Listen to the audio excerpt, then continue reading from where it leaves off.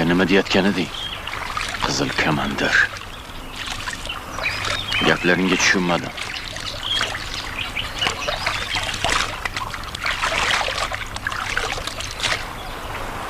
Endi Turkiston ham bo'lmaydi. Bu Jamolistonni endi O'zbek deb ataymiz. Turkiston yaxshi edi-ku. O'rtoq Lenin Turkistonni O'zbek deb ataymiz dedilar. O'rtoq Leninning so'zi so'z, gapi gap. Bilasan nima uchun o'rtoq Lenin Turkistonni O'zbek deb atadilar? Yo'q. Chunki Turkiy xalqlar bu ota yurti uchun qo'llariga qurol olib qon to'kmoqdalar.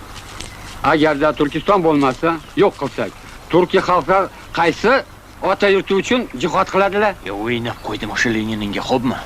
Nima? Qo'limga tushganda bormi o'sha zaharli ajdaho? O'zim bilardim uni nima qilish kerakligini. Sen qonxo'r bilmasdan o'rtoq Leninga til tegizmagin. Marhum buyuk odam bo'lganlar. Kambag'allarga yo'l ko'rsatgan odam bo'lganlar. O'zlari o'lgan bo'lsalar ham g'oyalari hech qachon o'lmaydi. Ha, to'qqiz qaytganchani shifayini g'ar. Sen kimsan, ha? Sen kimsan? No'g'oy musulmon farzandi bo'la turib, o'rislarga gap kirib shu yerga keldingmi? Meni boshimni yeyish uchun, ha? Sen no'g'oylari bekorga tanlamagan o'rislar. O'zbek bilan no'g'oy tili bir, dini bir, urf-odati bir. O'zing miltiq o'qtalib kelding. Xato qilyapsan. Keyin afsuslanasan. Yo'q. Men yerim uchun, xalqim uchun qo'limga qurol olganman. Gapimdan ham, maqsadimdan ham qaytmayman. Ha, ozod qilaman deb kelgan el qurol bilan bostirib kelmaydi. O'rislar hech kimga yaxshilik qilmagan, qilmaydi ham.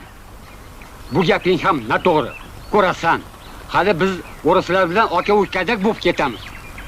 Bu kunlari ko'rganimdan o'lganim ma'qul. Ko'rasan, hali o'risni aka desan. Leninni ota desan. Rupskayani ona desan.